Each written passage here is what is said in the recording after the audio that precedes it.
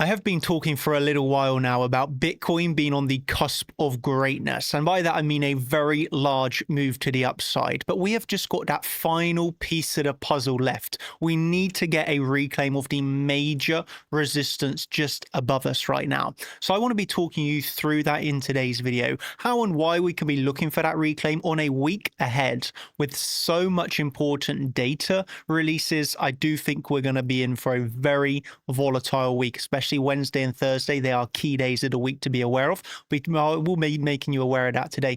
But on top of the key levels and, where we talk about entries and exits, I also want to be, placing high importance on the trade management. It's all well and good getting in a nice long trade or a nice short trade, but it's how you manage that trade which differentiates, a nice entry which results in a loss and an actual good profitable trade setup, right? So I want to start off with that as we then move on to the analysis. And this trade, which was started, of course, as a challenge account, where I opened it up with around $26,000. We now sit at $33,500 on the account. And this is just in 1 week of trading. So in 1 week of trading, we've grown the account coming on now 25% in a week. That is a whole account growth of 25%. But it's not just again about that P&L. It's not just about the entry, but the trade management of this has been nothing short of perfection. And I want to talk you through this so you can learn from it. And then, of course, explaining the next big levels. I want to start off with, though, the trade management here, because I feel it's arguably a bigger lesson to learn than the next levels above us. So, I'm referring to, of course, the management on this trade and real the key, the secrets here of how to actually become profitable. So the whole, plan started, as I've talked you through on many videos now, a swing long trade. The account size again was around $26,500, and I decided to open a leveraged long. Within my risk management, I was happy to, leverage into this trade, understanding the risk, but it was defined. I had an invalidation and a stop loss where I would be wrong. And so I took that opportunity as we hit support. I filled 3 long orders. I then saw price, of course, very nicely go in the direction as I was looking for, slowly but surely making its way up. Here, on the 3rd of September is where we had our first major retracement after we started to get underway. I did not panic, I did not short, but I was just looking to long the dip. As you can see here, another buy order filled on around the low of that move to the downside before coming up once more, hitting my first take profit one. I did not get all take profit orders filled on this account. On my main account, I did. On this account, I'm not actively managing it as much. Again, it's just a small account. I'm not putting all my time into managing it, but I filled nevertheless one smaller take profit order on this account. We came down, I actually got filled on a limit order that I had resting there.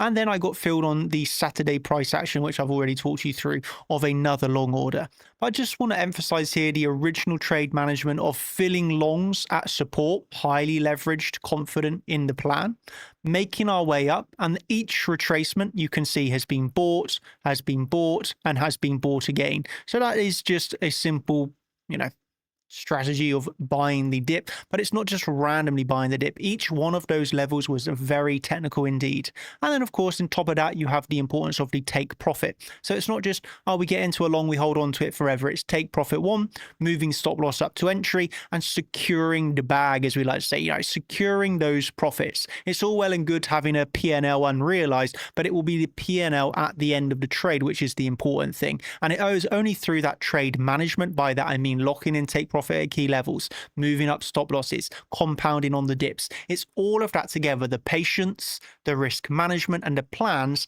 That's what gives you the profits in trading. It's not about the entry. Okay, it's really not about the entry, because everyone can come on here and talk about an entry they got.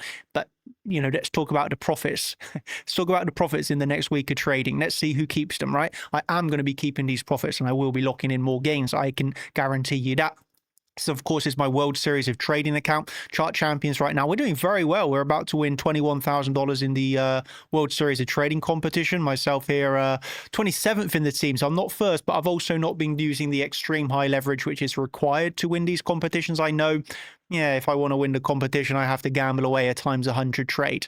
I'm not really in the business of that high leverage gambling, but I've been using a strategy here in line with my risk management, which opens me up to, 25% account gain in 1 week, which is very respectable, very, very good indeed. I don't think there's anyone in the world which would could argue that this is not an incredible account gain. And it all came down through having to plan, managing the risk, being patient to long those dips, compounding, taking profits. And well, let's continue now on to what we're actually looking at next. So as you can see here, I have not taken actually any short trades. This sell order here was a take profit. I have not opened any short trades during this move. And that is because I still believe higher prices are coming. So when I have this type of bias where I believe higher prices are coming, I'm just going to be looking to build this long. Okay, and that's, my strategy here until we hit the big levels of resistance. And that is where I will open up my eyes and say, well, now I'm willing to take shorts. Okay, when we're down here at support, when we're down here at support and we're getting dips, I'm looking for longs. And I'm only, again, emphasizing here, I'm only going to take my short when we come into high probability short trades. Okay, and I always will say this, stop taking stupid trades, remain patient for the best. Remain patient for the best, and you too can start to see account growth like this. There's no secret here. Everything that I know I share very openly, honestly, and transparently, because I truly do want you to do well. So with that said, where is the next level of key resistance? Well, we've talked about it before. We have a $115,000 zone here as a really, really, really nice resistance. But there is one prior to that, which I have got my eyes very much set on. And that is at the previous week high, which is around this range high, right? We can see range high, range high, range high. This is simultaneously lining up very closely, by the way, very closely indeed with our all-time high anchored VWAP. So you can see when this loads give it a minute. There we go. You can see that we have this really, really nice confluence. Again, this for me is a reactionary base trade. What does that mean? I'm not placing limit orders here to try and short the high, but I've got my alert set and I'll be looking for a fake out. That means come above the high, come back down. That for me is a actionable short trade setup with the entry trigger of a fake out of the highs. Alternatively, we get the reclaim strength above the level and we look for continuation. Again, how do we decipher strength versus weakness, fake outs versus reclaims? I always will be using the order flow. So this is the main thing that I use to determine fake outs versus, reclaims of levels. We are looking at the order flow here. I like to be on the lower term time frame with the volume chart. This is a 10 million volume chart where we're paying close attention to the trades count and the time. Mixed in, of course, with the delta of the candles, but this is the excellent template that you want to be using. By the way, if you are interested in learning all about these templates and the order flow, I have a new lesson releasing on Wednesday, which is 2 days from now, on chartchampions.com. And this is a new lesson talking through the order flow, part 2 of my new Atlas workspace. So if you want to get into new lessons, understand order flow, chartchampions.com. Anyway, that's really my thoughts of where I class next key resistance. We got to be managing our trades, got to be looking at the order flow again. This for me could be the first short trade that I'm willing to take since the lows down here at $107,000. I managed to get into longs down here and I've not taken a short since. This will be my first very interesting zone for a short on the fake out of the previous week high on the all-time high downtrend anchored VWAP. Okay, you can see this level. Doesn't need to be an exact dollar. You can see here, for example, you rallied into the level, you spent a little bit of time around the level, and then you come down. It's almost like, when, larger traders, we're looking to fill, for example, at a time VWAP, okay, you don't view this as an exact level, or even with a volume VWAP, you don't need to view it as an exact level. It's like kind of a zone where you look to fill those larger trades. Okay, and it's much like here. It wasn't an exact zone, but that zone is what's acting as resistance. So what I emphasize is because you could see it again here. You don't need to see the exact dollar. You can trade through it ever so slightly. You formed that bit of a range at the level before ultimately it's lost. And that's, of course, giving you the weakness.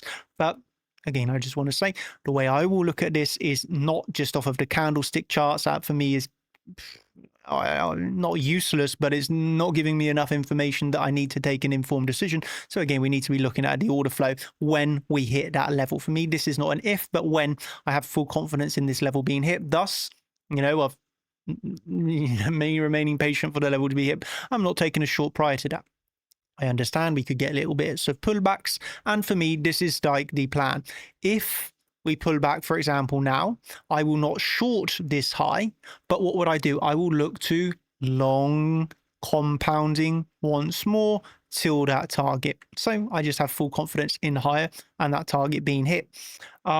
Anything that I want to say before we end it? There's two things. First is Ethereum. Actually, I'll do Ethereum second. First of all, is just a reminder, actually. Remind you of the giveaway that we're doing. So if you are interested in the giveaway, we got a $10,000 giveaway going on Bybit. Everybody that wins gets their money sent. We've now got another $10,000 giveaway on Blowfin. That is just the, the reminder if you want to enter those giveaways. Second of all, anything else that I wanted to remind you of here? I do not think so. So I'll just end by saying about Ethereum. I do totally remain bullish on Ethereum. On the altcoins in general, my viewpoint is, let me say this. My viewpoint is this. If I am bullish on Ethereum, I am bullish on the altcoin market in general. I understand in the environment that we're in right now, which I lean towards bullish on altcoins. Bitcoin, absolutely. I am also bullish on Bitcoin. So I'm a bit bullish on crypto, you could say. Well, I'm very bullish on crypto right now. But two things actually I have importance. I need to remember the second point. First point is, of course, if we're looking for a 5% rise on Bitcoin, that absolutely can open up 15, 20% rises on altcoins. So, of course, I am a loving of trading Bitcoin. But I definitely understand altcoins are very high, return plays right now. They are kind of, where you go risk on and take a little bit more risk to trade those alts because the returns absolutely can be amplified in the environment we're in. And again, I am bullish on Ethereum, which makes me bullish on all altcoins. Second of all, I wanted to say about this, and that is, as I've been saying in this video, I am not sure. I'm in many different long trades. Again, the account I've shown you is one small account that I own, but I am looking and already in several different longs on altcoins, on Bitcoin, across several different accounts, right? And so I am looking for higher on these accounts. I have one short, which is from the failed auction of all-time highs. So my short trade I have open is literally from $124,000. No risk on that trade. So for me, what I want to say though is, you might think, oh, Daniel is super bullish. Daniel is saying we're going to get a massive pump, all these types of things. But one thing that I really want you to understand is, yes, I am bullish right now. Yes, I am in those short trades. Yes, I will long the dip. But if and when this next target gets hit, I do not want anybody to be surprised if I come into my next video and I say I'm short. Because sometimes I will be super bullish in the video, such as today. I'm like, I'm so bullish, I'm looking for higher, this is the target. And then the video ends. And then the next day, price rises as I expected. Price target is hit. We got a rejection, bearish order flow, and price drops. And then the next video I come on and I say, hey guys, I'm in a short trade, I'm now bearish. And everyone's like, Daniel, your last video you said you were bullish. And people are, let me educate you here. I am bullish today and I expect a rise to hit my target. But if that target gets hit and there is a bearish reaction with some bearish order flow, I will take the short. So absolutely, I can be bullish today and short tomorrow. It all depends on the reaction at that next key target, which I have talked you through in this video. It's a very, very, very key thing because too many times I've had the comments of, Daniel, you're bullish, then you're bearish, you're bullish. No, I've been, for example, here, just to make this really, really, really emphasized, I have not taken any shorts over the past week. I have only been bullish, right? I've not made any bearish content over the past week. Why? Because we haven't hit key targets yet. If and when we hit this key target, well, that's when my tune will change. So yeah, one week I can be bullish like this week, but last week, or next week, or even tomorrow, I can be bearish. That's not flip-flopping. That's trading the chart like a true professional here that just solely looks to come in here and crush this market.